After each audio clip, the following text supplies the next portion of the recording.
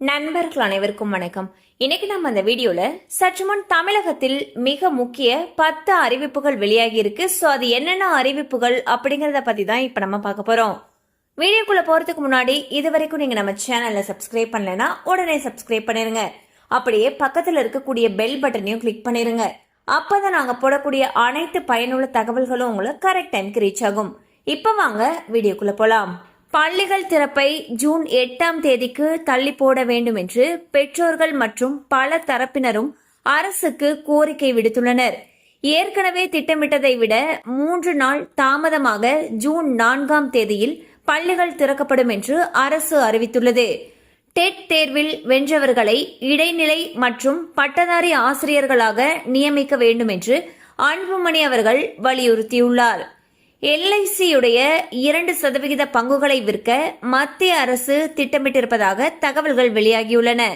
பங்குகளை விற்பதன் மூலம் சுமார் 10,000 கோடி நிதி திரட்டப்படும் என்று எதிர்பார்க்கப்படுகிறது.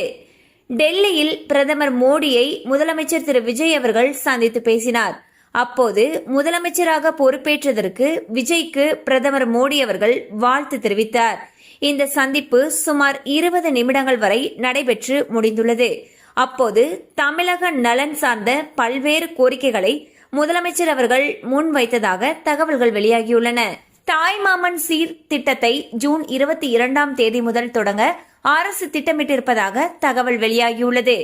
இதில் அரசு மருத்துவமனையில் பிறக்கக்கூடிய ஒவ்வொரு குழந்தைக்கும் ஒரு தங்க மோதிரம், மென்மையான துணி, டயப்பர் உள்ளிட்ட அத்தியாவசிய பொருட்கள் வழங்கப்பட உள்ளன.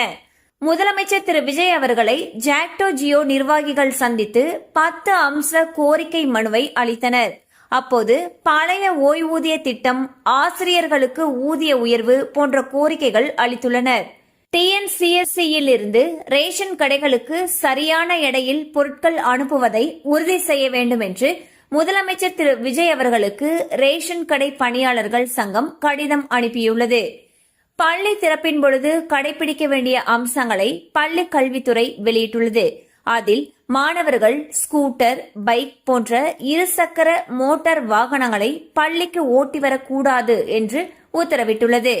டெல்லியில் பிரதமர் மோடியுடனான சந்திப்பில் முதலமைச்சர் திரு விஜய் அவர்கள் 4 முக்கிய கோரிக்கைகளை முன்வைத்துள்ளார். ஜூன் 1ஆம் தேதி முதல் ரயில்வே ஸ்டேஷன்களில் உள்ள கடைகளில் உணவுப் பொருட்களுடைய விலை உயர்வு அமலுக்கு வருகிறது.